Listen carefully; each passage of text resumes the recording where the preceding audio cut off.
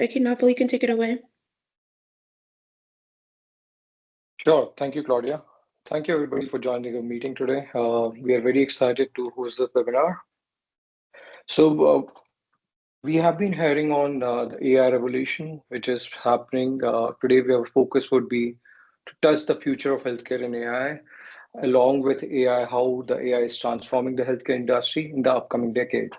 So, with me, I have two presenters, Suman and Atul. They'll be joining along with me. I'm Naval. I am the COO, Chief Operating Officer at Jump Growth. I am a technology expert, being based out of 3 years, computer science background, done a bachelor's in computer science. I have delivered a lot of technology solutions in augmented reality, IoT, machine learning, as well as I am helping the clients in specialize in healthcare, finance industries. I give the mic to Atul to introduce himself and then followed by Suman. Good luck. Thank you. Good morning, everyone. My name is Atul Srivastav. I'm the Chief Information Officer at American College of Emergency Physicians. So I've been involved in AI for quite some time now. My master's research was in artificial neural networks. And since then, throughout my professional career, I've been involved in implementation of a few large-scale, commercial implementations of machine learning for structured data, as well as unstructured data, like images, videos, things like that. At ASAP, I'm responsible for their entire digital footprint. There's a lot of initiatives that are also ongoing for AI that I'm leading currently that I'll talk a little bit later. So happy to be here. Thank you. Good morning. I'm Thank you, Dr. Atul. Kotla. I'm a transplant nephrology from Dallas area. I'm a physician and researcher at Baylor University Medical Center. I hold a business degree from UTD, and I hold some certifications from Harvard in artificial intelligence in healthcare. And thanks for giving me this opportunity to talk with you guys. Thank you, Suman. Thank you, Atul, for joining the meeting today. We would be happy to have you and present the views on healthcare, what AI is evolutioning in healthcare. It's pretty important to hear from both of you. To present the next slides, I would love to take the lead over here. We have been hearing on multiple, AI has been always a buzzword these days. People have been getting confused. What's Chat GPT? People, when we asked people what is AI, they refer to Chat GPT.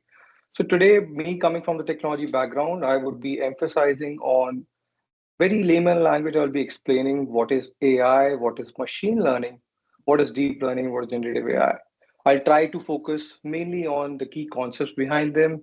Examples I will try to put there along with when I'm explaining it. But I have been talking to multiple customers. They are getting confused with the definition of AI and ML. uh, Multiple equations has been coming in. I have been seeing, is AI equivalent to ML? That's what the question which people have been asking. Some people think AI is just different from ML. Today we are going to lead and we'll try to understand from this slide what exactly AI and ML are and how they differentiate from each other. We will go more in depth about the deep learning as well as Gen AI. We'll try to cover that as well. So AI, to start with, everybody has been dealing with AI here and there. The industry says it's a revolution change in technology, which will impact multiple sectors, and healthcare we're going to focus today. So for me, it's very basic. I will be explaining. AI is basically exceeding or matching the capability of human. That smiling face is a human. Today we see it's there, and in the upcoming future, it might exceed the human capabilities. That's what I refer to when I say AI. That's what my definition is. What can AI do? It can discover like human. It has the capability of discovering like human. It can find reasoning. It can take out their own meanings out of the data which has been provided. So that's infer which they can do. Reasoning is typically we are giving them ability to figure out of their own what exactly is the reason behind that. That's typically like a human behavior. So these are the key parameters which we see as the capability of a native human, which AI is tending to do that. We'll discuss more on AI, but before we go there, let's try to cover the MLPs as well. Machine learning, the word states itself, machine is learning by itself. So how they are doing it? Machine cannot be, learn by themselves. They have to given some endpoints, some data points to learn by themselves. So machine learning is the predictions or the decisions which has been, it involves the precision predictions and decisions on the basis of the data which we are putting into the systems. A machine learning you can consider it as a statistical approach to do any kind of predictive analysis based on the data which you're putting in. The more you put the data, the better predictions it would be. There can be errors, but the number of errors which is coming in the predictions, how variant is there, that calls a perfect machine learning algorithm. There are multiple regression techniques which has been behind taking out the predictions. A typical example of a machine learning can be a statistical approach in identifying, uh, uh, let's say, income versus employed or the years. So upcoming after 10 years, what do you see as an income for an employee? That can be one of the example of a machine learning. Very basic example. There are two types of machine learning which people have been, this is very important to understand because that creates the basis of the other deep learning algorithms which we are going to discuss today. Supervised learning and unsupervised learning. Supervised itself states it's being controlled by the human. So there is a human intervention involved. When you have supervised learning, you need to pass the labels along with the data to the machine. And that's how the machine start predicting it.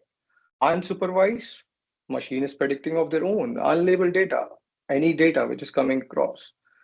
That's the foundation of our deep learning. So deep learning is considered like it's a digital brain. You are artificially creating a brain. It's being based out of the neural networks, having multiple nodes connected to each other, saving multiple huge complex of data. And that deep itself states that it's still the depth, it's still the infinity. We are having the depth of the neural network. Now, how deep learning is helping over here is we are giving a foundation model. So there, deep learning helped in creating the complex predictions. It can be saving as complex as, let's take an example, facial recognition. That's a part of a deep learning. I give you a very good examples in healthcare. So let's take an example, a patient going to a doctor, a patient is having multiple vitals, which they're getting the data from. They're getting stored from multiple IoT AI-based wearable devices that's coming up. Now that's getting stored in the neural network and that's giving the predictions.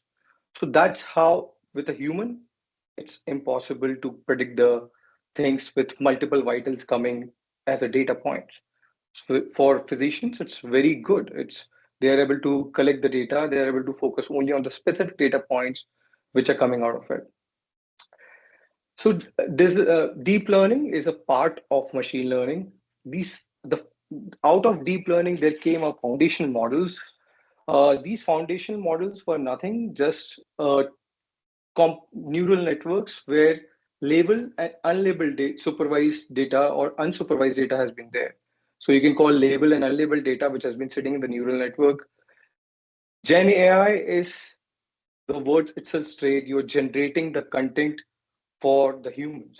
Like human is able to predict something, able to generate the content in a similar fashion. We are artificially generating the content.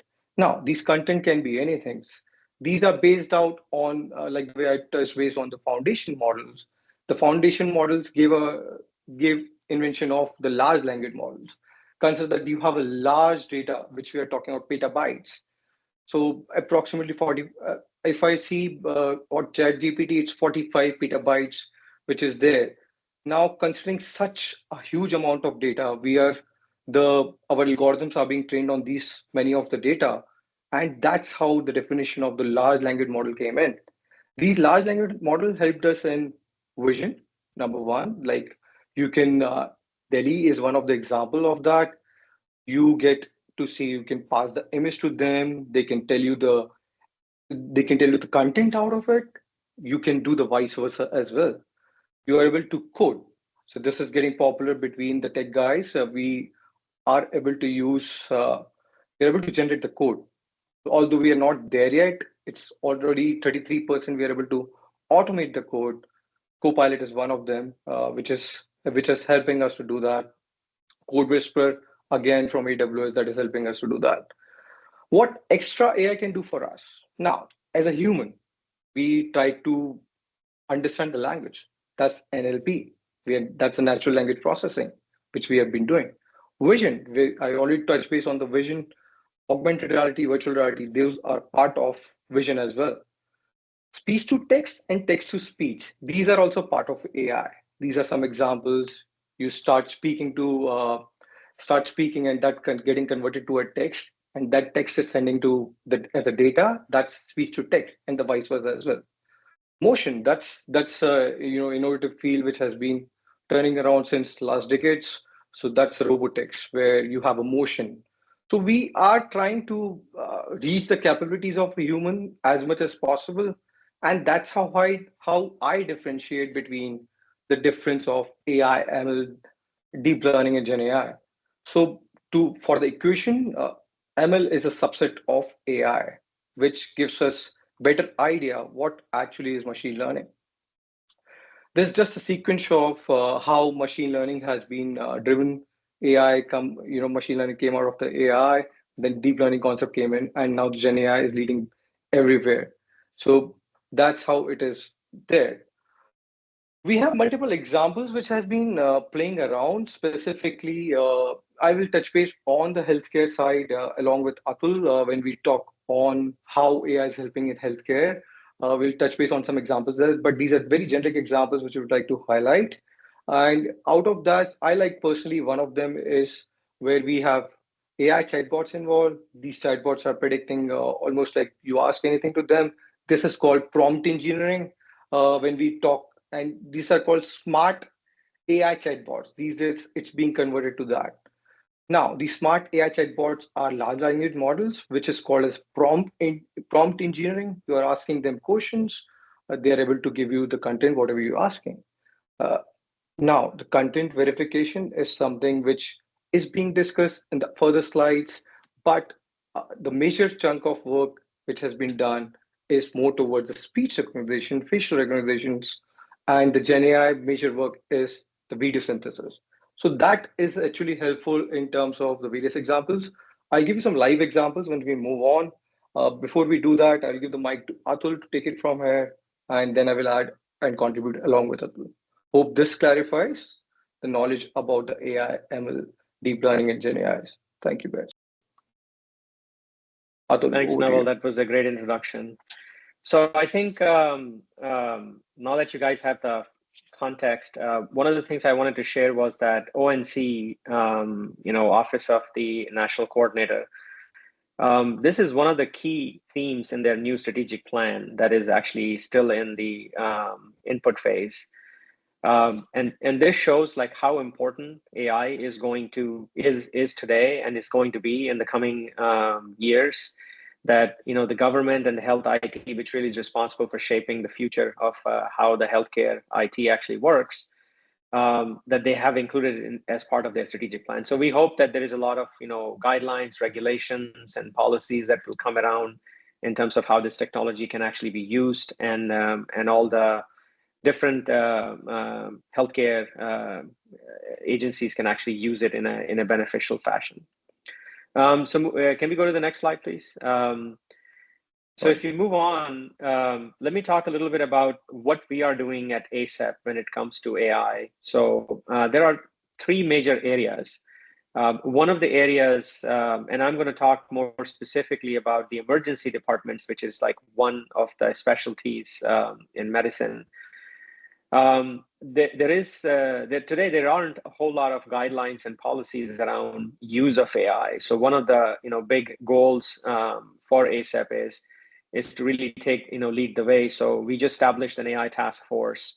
I am actually the staff liaison for the task force, and the goal for that task force is to come up with what it will mean for the frontline, healthcare workers, our emergency physicians, and other healthcare staff, with the introduction of all of the AI tools, whether it's in their EMR systems and other types of devices and things like that.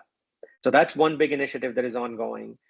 The other thing that we are doing is, as emergency physicians, they are presented with numerous types of conditions and diseases, perhaps, that the patients, when they show up at the emergency department. So we're leveraging AI, and specifically on the Gen AI side, to develop a lot of the tools, bedside tools that help them do reference checks and essentially help them answer some of the questions, maybe around some of the symptoms, maybe some around the dosages, really to help them make decisions, in providing the best, type of care.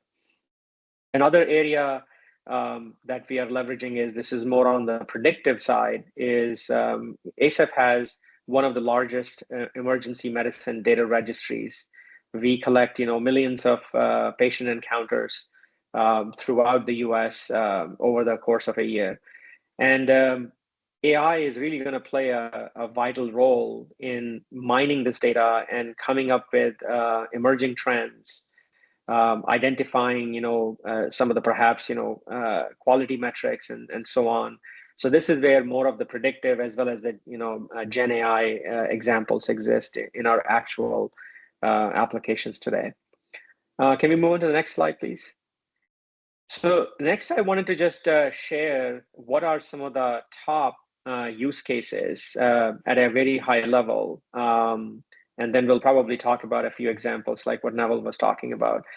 So clinical workflow, this is one of probably the biggest changes that are happening as we speak, is how can we help the physicians as well as the care staff in improving the workflow in terms of identifying, capturing all of the notes that the patient and the caregiver is providing. All of those things can be really changed with the use of AI. Standardization of EMR records. Today, there is a lot of disparity between how the records are tracked and maintained. So bringing all of that, in place. And then not only that, but in terms of really care management, how can different types of patient populations be identified, and if there are any type of interventions that need to happen because they are presenting certain type of symptoms and risks, based on that. So there's a huge amount of benefit that AI can provide there. Patient engagement is another. We all deal with AI pretty much every day in our non-healthcare lives, but how can we improve the patient interaction itself, from when they reach out to even schedule an appointment to even follow up on dosage and care guidelines and things like that, right? So Neville mentioned about, chatbots and other things. There are several of those areas that can really benefit on improving the patient engagement. And lastly, research and education itself. I mean, as you can imagine, we have collected a lot of digital data, but that data is not all the same. They're not recorded the same way, not collected the same way, but there is a lot of vital pieces of information that is in there, and processing all of this data and really summarizing it and, deriving trends and predictions out of that is really one of the biggest benefits that something like AI can do. Deep learning can definitely help in these areas. So those are some of the top cases where a lot of the industries, or a lot of the companies are actually working on developing solutions and really getting them to a mature level.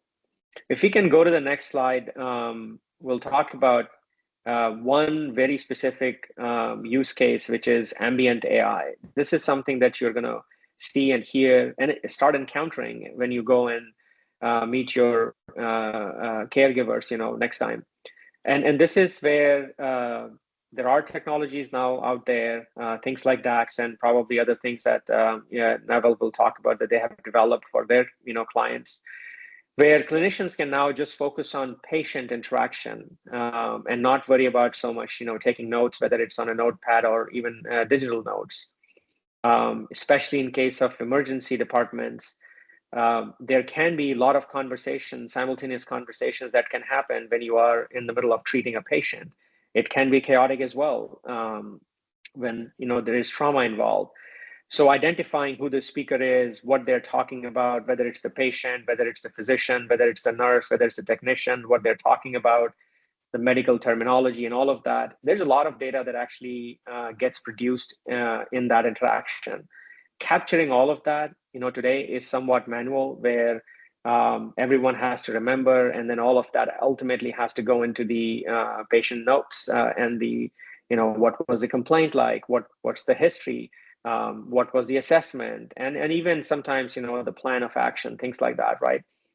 So ambient AI today is almost proven, that this is something that's really going to change that whole interaction, really help the physicians and the healthcare workers to actually really focus on the patient and not so much on the administrative overheads. Especially, in the today's day and age when the burnout is very prevalent and, staff is sometimes stretched. The next area where ambient AI can also help, again, it's an extension, is since it is able to get all of the rich transcripts and clinical notes from the discussions, the treatment plans, and maybe even go to the stage where, create orders that essentially ultimately have to be approved by the physician, but then orders are pretty much created. Another area that really AI can help is the coding, which is also a very big exercise afterwards to make sure that all of the services that were provided, appropriate amount of billing is done and the right kinds of codes are used. So this is an example where products like DAX and other things are really going to make an impact, very, very quickly in the next 12 months even. Neville, if you want, do you want to add anything? Yep. I was just about to tell you. So we have actually made a similar kind of product. We have improved the clinical workflow. But we had a client who has the same issues of the huge pileup. That's an emergency case. She has two clinics in US, and she has been having a lot of pain in making the documentations. So the moment the patient checks in and till the checks out, all that documentation, a process of creating a mobile app and an iPad app where they can just switch on the recordings, whatever the transactions are happening in terms of voice that gets converted to text, similar to ambient AI. That's what I would say. And in the last, it gives you a summary of what has been there, what you guys have discussed. And once the physician approves, it directly goes to the EHR. So we have also automated this and streamlined the process of sending it to the EHR. What technology is being involved over here? We've used the Gen AI in between to generate the summary. It's a summarization which you're seeing on the right hand side, like ambient AI. And in the background, we are also converting speech to text. So we are using AI capabilities in this. Also, I just remember that there is one more example where we are helping the pharmacist in creating the work orders, creating the orders on the basis of what they're discussing on the phone. The moment they talk on the phone, we just convert that into text, and those texts we create the orders and send it to the different EHR systems as well. And that those pharmacists are connected to different healthcares. So that's how the complete workflow of clinical workflow is being managed. Over to you, Abdul. So this is where I give the mic to Soman. Soman, you can take it from here. Perfect. Thanks for the introduction, Nawal, and that was quite an insight from Atul too. A couple of things. I mean, I'm going to put forth the physician perspective of AI. So why do we really need AI in healthcare is something that we question ourselves. So the main thing is the humongous amount of data. The healthcare is totally filled with data everywhere. In the EHR systems, you have data from the payer side, you have data from the national banks. So what AI can do is it's going to streamline the whole data to give us a logical reasoning for any sort of diagnosis or any sort of treatments down the road. So that's where the AI is really going to help the um, healthcare aspect of the physicians. Why? I specialize in transplant. So how does it really help in transplant world? As you know, we as a humans, we don't have that much um, multiplying capacity. We go basically on shortcuts or heuristic behavior. We can't multiply with the probabilities. This is where AI can pitch in. And in transplant world, this is a very complex world that we really deal with. We deal with the pre-transplant evaluations. We deal with donor-recipient matching process. We deal with their surgery. We deal with their post-transplant medications. So there are multiple things, and it's a very complex scenario. So for one transplant patients, round about when we round on a patient, we have like 15 providers by bedside. That includes a transplant nephrologist, a transplant surgeon, social workers, nurse. There are a lot of things because one person can't handle all these things. And AI would be a better place where when all this data gets feed into it, we may get a reasonable outcomes. And when you see the outcomes in healthcare, most of the outcomes that are designed by the AI is mostly prospective studies. We don't have much of prospective studies. And when you see AI, mostly we have something, it's like currently it's still in a toddler stage. What we really see is a predicting tool or a prognostic tool. We still don't have the tools for discovery, or we don't have tools for treatment. So we are still at a toddler stage where we are predicting some models based upon the data we have, and that too we are doing it mostly in the retrospective analysis. We don't have much of prospective studies in healthcare industry to really say, yes, this is really working and this is trustworthy, let's go ahead with it. So we are still not at that point in time. And when I talk about just now, as I outlined, where exactly in transplant world we can use the AI is a better donor recipient matching. We do already have predictive outcomes modeling. I myself was involved during my fellowship in a calculation that was a risk analysis calculation for a patient who undergoes heart transplantation. What is his risk of ending up on dialysis after the transplant? This was a machine learning technique that we got involved when I was at UT Southwestern as a fellow. We got involved with UTD. We got data scientists from there, and we did an analysis and we published it. It's right now we do have guidelines. 7 years back when I was in my fellowship, we didn't have any guidelines at that point. So that tool was mostly the predictive tool where we can punch in the numbers, what's the age of the patient, when did he get the heart transplant, what medications was he in, how long was he in ICU, and what was his creatinine at that time, and what his creatinine or the kidney functions are going to look in 12 months from now. So that tells us basically, is he going to need a kidney transplant along with the heart transplant, or is it just good to just fly with the heart transplant? And that predicting tool has a good area under curve. It was around like 0.8 to 0.9. So in the layman terms, the area under curve in the researchers' world, anything greater than 0.7 is a good number, basically.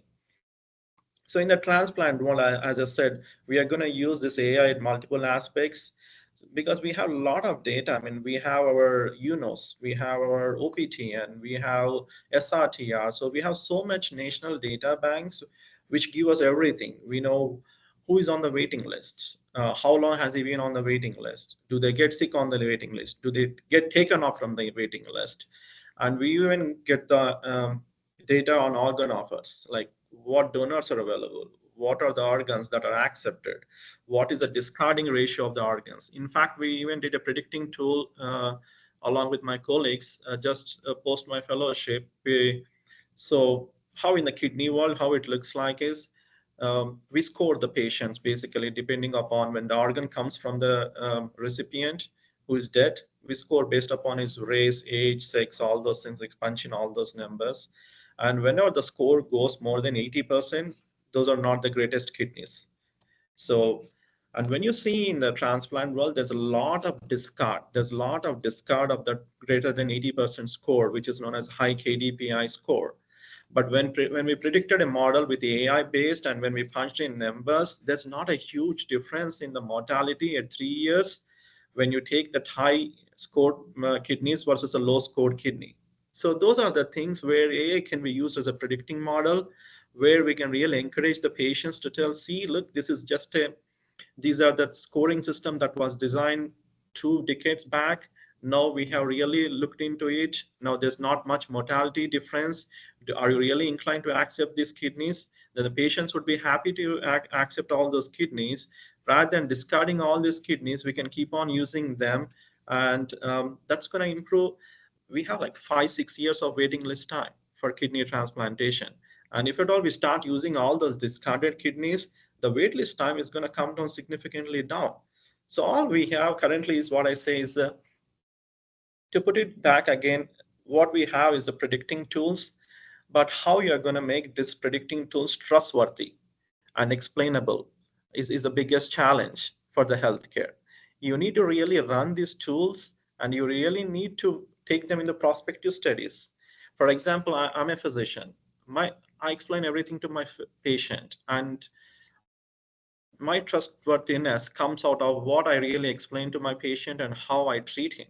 The same applies to AI. If at all we really want to implement in the healthcare, that's what we really need. Explainability, that I should be able to explain that this tool is going to help me in diagnosing so and so. This tool has shown that we can do this and this, and your outcomes are going to be this and this. So that explainability should be given to the patient along with the friendliness, basically. So it should be patient friendly, user friendly, and explainable and trustworthy, basically.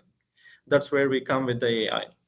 And these are 2 prospective models that I saw. Next slide, Naval. I just wanted to show Sure. you this, 2 slides, basically. Since Mhm. we have most of the data on the retrospective, these are the only 2 prospective studies that were recently discussed during American Society of Transplantation cutting edge technology. So this is a study where what Naval was talking about, where how you, so you give the data and you're going to make them learn. So basically you're going to make them learn, and then you're going to analyze your patient population based on that learning to see how good their input is. So basically this slide tells all the patients who got heart transplantation. So usually for us to check whether the organ is rejecting or not, the only way is invasive. We go inside, take a biopsy, and look it under a microscope. But here they use a different technology. What they did is they looked into all the EKGs that were done on the patient compared with the biopsies of those patients, basically. And they built up an algorithm, and they found out how good these EKGs are going to be related to these biopsies. And they trained the computer, and they analyzed their patient population. Next slide, Naval. And this is a retrospective. When they analyzed this patient population, the sensitivity was 95%. That's a pretty high. And when they really put forth this model into the prospective study, next slide now, the sensitivity was 100%. So the EKGs were just, they were on target. They were just telling, even without a biopsy, they can even tell like who's getting a cellular rejection, who is not, just based upon those EKG findings. That's very cost effective, very easy test to do, and a very high sensitivity. And trust me, even the biopsy is not going to have that much sensitivity, because it's most of the time pathologist driven, and you never know who is the pathologist that's reading and which area of the organ that you're getting the sample from. Next slide now. So where I would like to say the AI is really advanced currently is in dermatology, pathology, and radiology. These are the 3 areas where the AI is currently robust. And until October 2023, there were around like 696 AI devices approved by FDA. 696, that's a pretty big chunk. And most of them were in these 3 subspecialties: dermatology, pathology, and radiology. And to be frank, if at all I really subclassifying them, radiology took 90% of the chunk, 5% dermatology, and 5% pathology. So radiology takes a major chunk. Visual accuracy is a big thing with the AI because of the reproducibility, accuracy, speed, and quantification, all these things. Next slide now. This is a very small example that was even presented in AST just this couple of months back, where they took, so when we get the biopsies of the procurement, like somebody is dead and they want to donate their organ, we go out, the surgeons go out, they take out the organ. At the same time, they take a frozen section of that kidney to see how good is it doing? Basically, is it really worth implanting or not? Couple of times. So when they do that, this is a study that was done by using artificial intelligence, where you teach the computer basically, look, this is how a glomerulus normal looks like. This is how the scar looks like. This is how we can take these patients with so much sclerosis, all those things. And they build up a model basically. Next slide. Next slide. So when they build up this model, when you see the on-call pathologist, when you just read his slides, the R value was 0.8 compared to the model, which showed 0.93.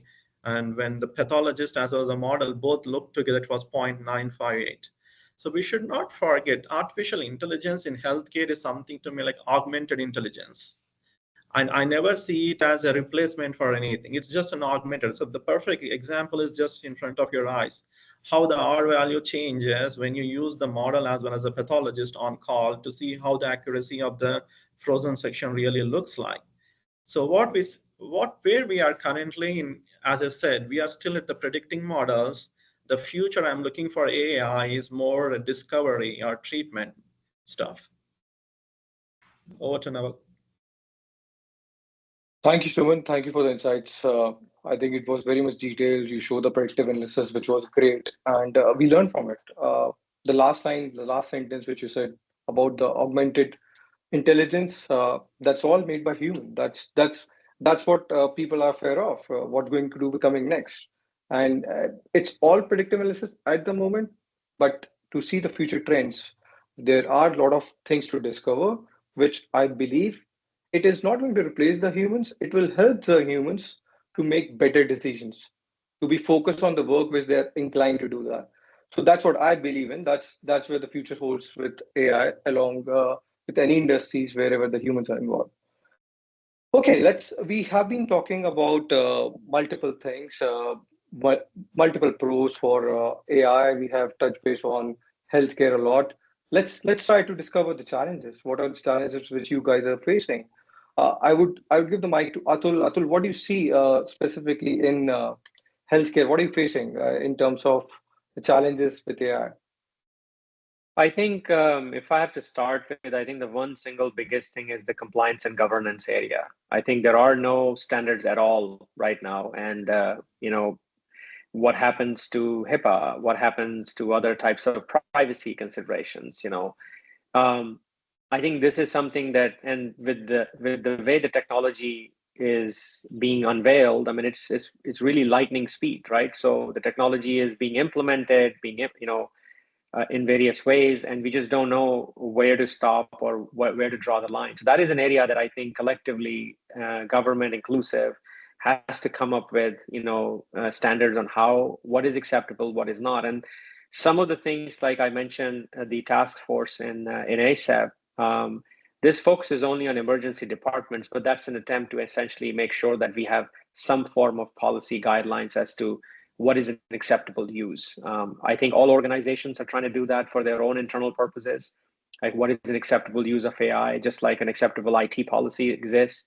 But this is an area. And I think the second area is also important, which I think you started with, Naval, is that training, and education. I think this is an area where I think we have to make sure that the healthcare workers are, understanding what this technology means. And of course, as this is being rolled out, what does it mean? I don't think that it's replacing anyone. It's basically, I mean, one of the terms that we used in our discussions is decision intelligence, essentially, as opposed to artificial intelligence. So it's almost like this is a decision support system that's going to provide additional insights and maybe angles that we as humans may not have seen, just because of the limited field vision that we have. So anyway, that's probably the number one. Interesting to hear, see what you guys have to think about, maybe someone in Naval. Yeah. So I was going through the interview of the architect at OpenAI. She herself was saying that people in healthcare have been using the word hallucination, and AI, like human, they also do hallucination. The data which is coming out of AI, that's not reliable. How much reliable it is, that is something a human to judge. That is still not there. That is what she has been telling, and that's what they are calling as hallucination. That's AI hallucination is still there. We cannot touch, especially in the healthcare industry.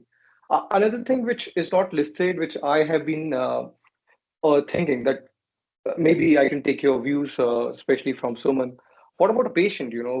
Patient under depression. It's easily accessible. It's OpenAI, ChatGPT is easily available. How to deal with them? How is that going to manage? What are your takes on it? They can What is it, simply go Naval? there.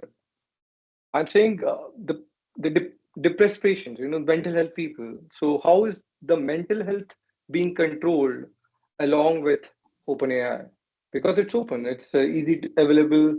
Uh, the governance is not there. How is that to be controlled? Do you see that as a challenge?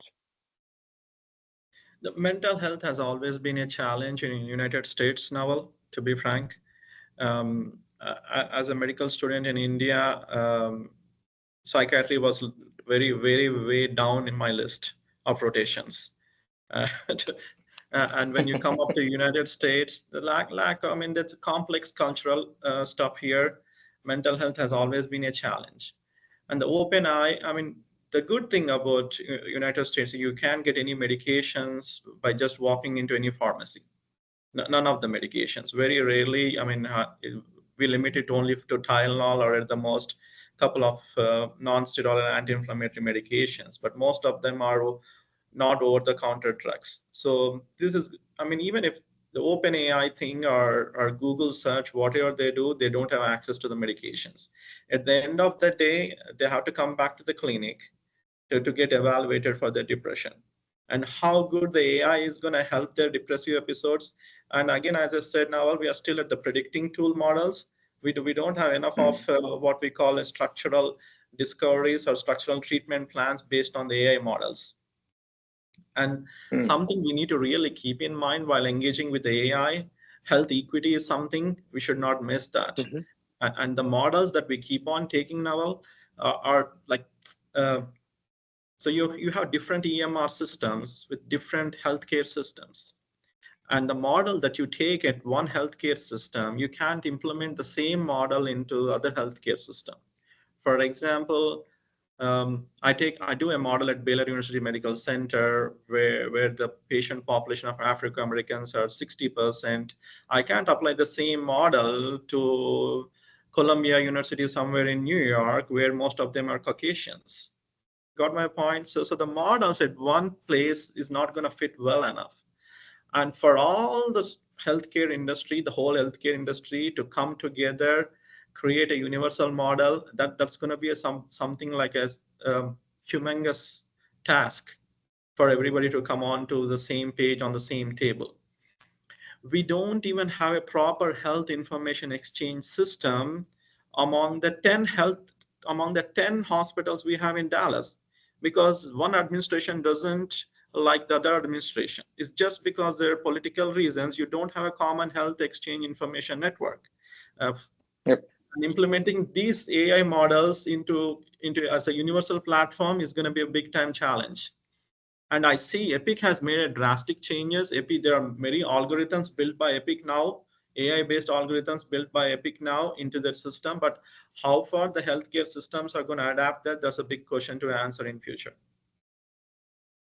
All right. Yeah, and I think if I may add to what Suman was saying, I think this is one of the biggest, like, bias and ethical considerations are really big, and there is absolutely no guidance, governance, or even an agreement across the industry that this is how we're going to deal with.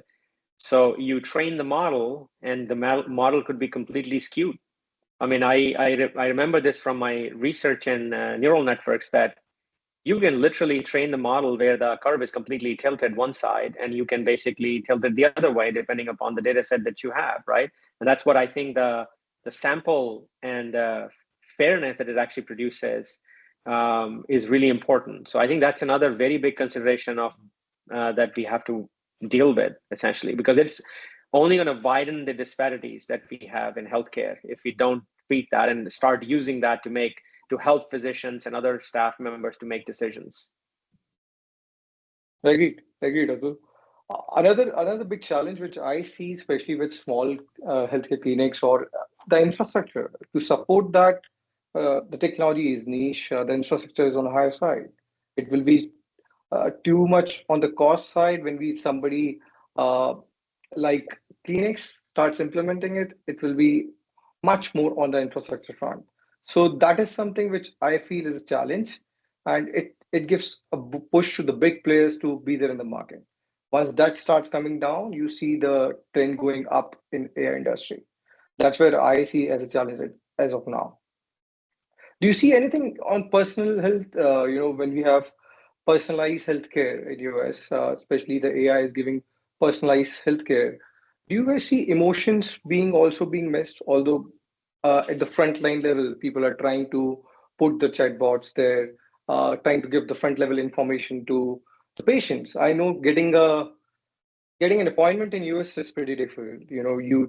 It takes months sometimes. I have been hearing it takes months to get an appointment as well. Do you think that the front level information is something which will be helpful for the patients, and will that add the emotional value as well? Soman, that's something which you can answer. Now, well, emotional intelligence is the only thing that differentiates us from computers. So, that's what I mean. We try to solve the computer try to solve the patient tries to solve a problem based on the algorithm and the data it has. Humans try to solve the same problem along with their emotional intelligence. So that's a huge thing. Putting a chatbots on front desk, asking the patient how the chest pain is different from me picking up a phone and talking to my patient and getting the feedback from my patient. So that's what I say. This is always an augmentation, and this is never a replacement. Or there's no. We need to work together. That's what I say about AI. We need to work together for better patient outcomes. Yeah, I think Agreed. And that's we are quite a ways away from getting to the point where the frontline AI, chatbots or tooling will essentially be able to, hear the pain in your voice, or, is it weak or is it strong? I mean, those are the cues that, physicians like Suman can actually pick up just by talking, or even just what the body language is saying. I think that's going to be some ways before we can actually get there. yeah. So I think that anything you guys want to add as challenge which we have missed in this, Atul? Do you see anything else? I think the other thing that is, of course, in healthcare, what model did you create and what problem it actually solves? There's just, the sheer number of problems that it's not like there is going to be one universal model that solves all problems. There's no such thing, at least not in the near future. So then the question is, how do you basically validate, how do you make the model or unlearn, so to speak, what you have already learned if you learn something wrong? I mean, there are a lot of challenges around that as well. Like, if the data, do you start all over again? So model validation and definitions around what are the parameters, even to the point where what are the descriptive attributes that have the ability to distinguish the outcome, right? There are a lot of statistical fundamentals that most of the AI principles are based on, and identifying them and then making sure that you have valid, data that is collected. And then how do you validate that the outcome is going to be valid? I mean, if you're doing predictions, retrospective studies, of course, are good, but when you're doing predictions, how do you validate that these models are taking the right course of action? I see is another big challenging things in front of us. What you said, Atul, I totally agree. And that reminds me of a famous quote by George Box. He's a famous biostatistician, basically. He said, all the models are flawed and some are useful. So that's where we stand with the AI. Exactly. Hmm. And I think the last bullet that we have is streamlining data is also a big one, because, like Suman mentioned, even though there are standards, yet there is so much disparity in data. I mean, even you mentioned about Epic. I mean, look at how many versions of Epics are implemented in different healthcare systems. and what are the level of customizations that we have, and look at all the big and the small different EHR systems that exist.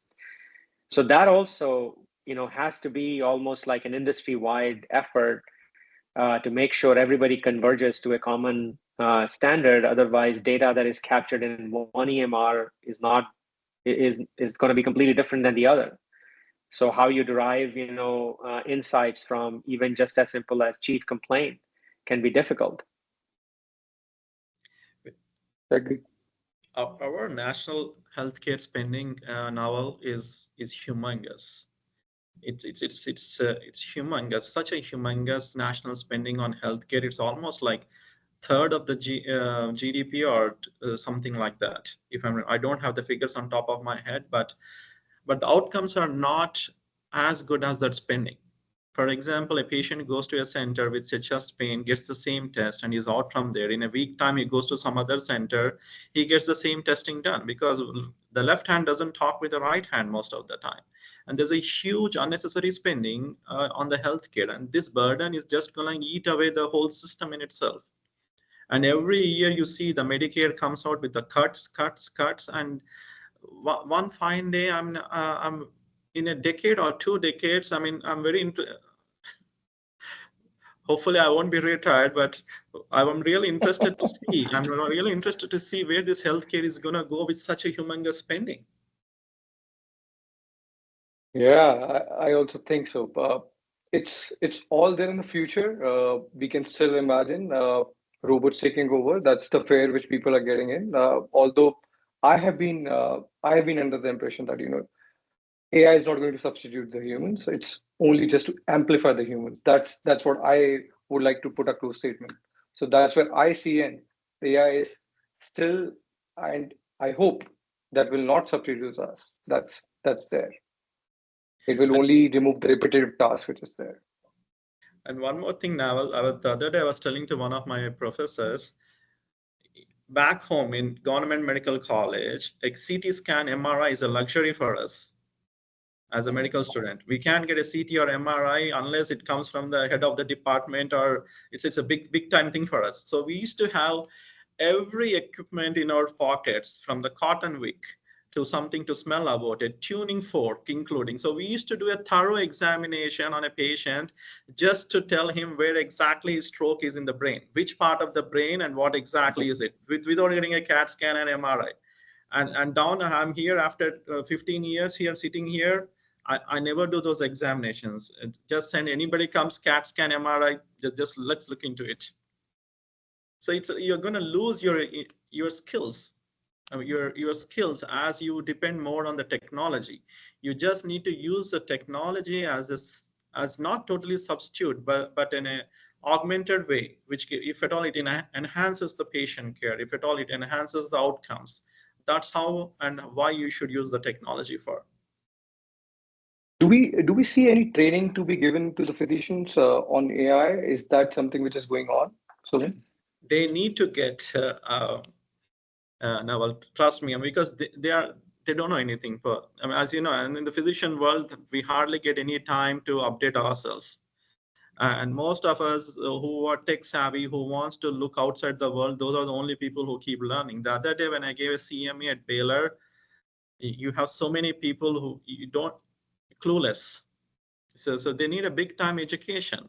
All the physicians will need big time education, but the education at this stage, now you need to really have you need to really tell them how to use it. Got my point? For them, it yep. doesn't make any sense. For me, I standing there, I'm telling them what a deep learning is, how the neural network is, what's a forward flow, what's a backward flow. For them, it means nothing. For them, how I can use in my patients is the biggest question that they keep asking us for. So if at all we have any validated studies in that particular department or branch, or if at all you did some big amount of studies somewhere, that you can show that and tell them this is how you can use it, this is how the outcomes are going to be improved. And in addition Great, to great, great. the training, Yeah, one other thing that is going to be important is they'll have to develop the sense of trust with the models too. Otherwise these are tools that are there, but they'll not use it because they just don't trust it yet, right? So I think that's another area. This is part of education that I feel like that for this to be successful and for this to be useful to their day-to-day work, that is another area that will have to be worked on. It won't happen automatically. I agree, Atul. And I also believe that there is a lot to do, a lot to be governed, biases there, data has to be validated, cost has to come down to make this trend to go up. And all these challenges gives opportunities as well to grow. So this is where we see that a technology to grow and implement these use cases, Jamprut can definitely help in there. And again, I wanted to emphasize there's nothing to be substituted as humans. We have invented it. It's not going to take over. So that's what I would put the closing statement. I will give the mic for the Q&A. Yep, we have Claudia, a few questions. do you Yep, have? we have a few questions here. The first one is, does AI open up healthcare to liability? Today, one of the first questions asked when deciding who gets an organ is the type of insurance. This is done in conversation, so there's no official documenting of measuring this metric. If you put it into AI as a factor, there is not recourse, or if it's not included, the medical institution will fail. So does does AI open healthcare up to liability? So that's where the compliance and the legal aspects that Atul was talking about comes into picture. We still don't have anything in a format which we need to really follow. So I'm really not thinking we are even up to that stage. These are just the inputs from our end to tell this is the place where we can use the AI. Because you see, as I spoke, there's a lot of organ discardment. Can we minimize that? In what ways we can do that? Can we better use predicting models to match what donor goes to what recipient? And this is not that easy thing. This is like you need to really look at the prospective studies to see the outcomes of these patients to decide on all those things. So as of now, with lack of compliance and lack of structural data, I still think we are still in the toddler stage. And liability, yes, if at all you don't follow into all these rules, everything is liable in this country. And just to add to what someone is saying, I mean, don't forget that we're not talking about AI making final decisions. A physician still is responsible ultimately to make the final choice of the care that they are providing, right? This is a decision support system that physicians have to help them make that choice. I mean, we're not talking about orders being written, tests, prescriptions being sent over automatically. I mean, they still have to be authorized, by the physician. So I don't know if it opens up any more liability than we already have, I think there will be probably more exposure to liability when these things are happening autonomously, which I think, I don't know if it will ever happen, at least not in the near future. And then we had another question here. What happens if it is uncovered that people with challenging social detriments of health, SDOH, have worse outcomes? Do people that have similar SDOH now do not get transplants? In essence, we build discriminations into the AI. Yeah, so the social determinants of health, we have been talking more about them in the past decade. Not even decade, in the past 5 years, to be frank.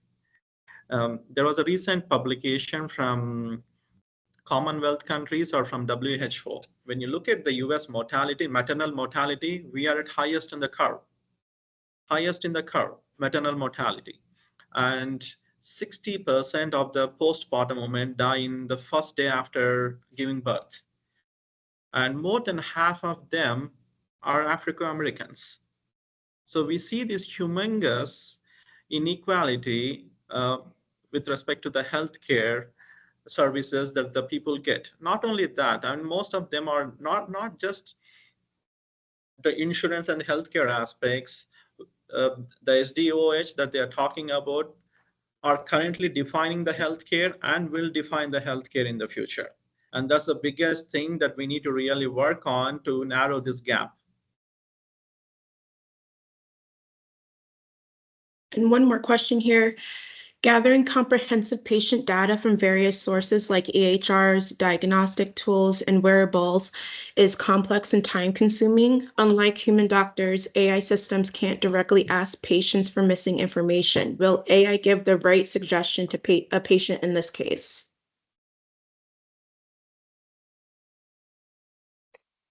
So I can tell you something. I mean, of course, someone can probably give better physician contextual and response.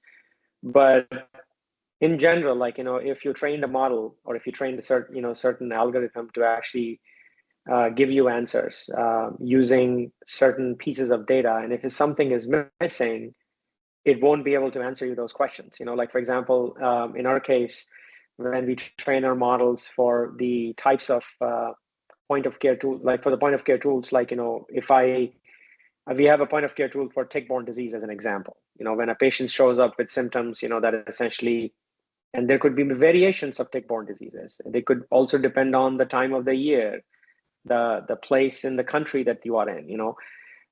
So if, let's say, we didn't have all of that information, yeah, the model will just not know. It's just that information is missing. Now, if you're making treatment plans or recommendations based on that, I just think that's probably part of the model validation itself, because it's lacking the ability to even suggest, the right course of action.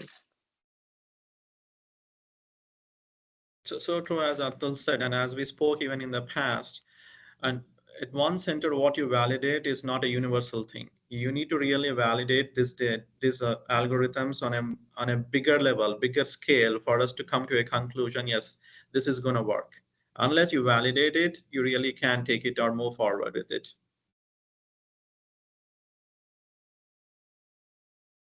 Well, that's all the questions that we have. All right. Thank you, Claudia. Thank you, everybody, for joining the webinar. Suman, thank you. Thank you, Atul, for joining in. You guys gave a great insights, almost touching everywhere. We touch base mostly on AI, touch base on healthcare today as well. I got to learn many things about the transplant. So thanks so much for that. Thank you, Atul, for throwing the insights, Absolutely. especially in the AI industry. Thank you. Thanks a lot, everybody. Thank you all. Thank you all. Thank you. Bye. Thanks so much.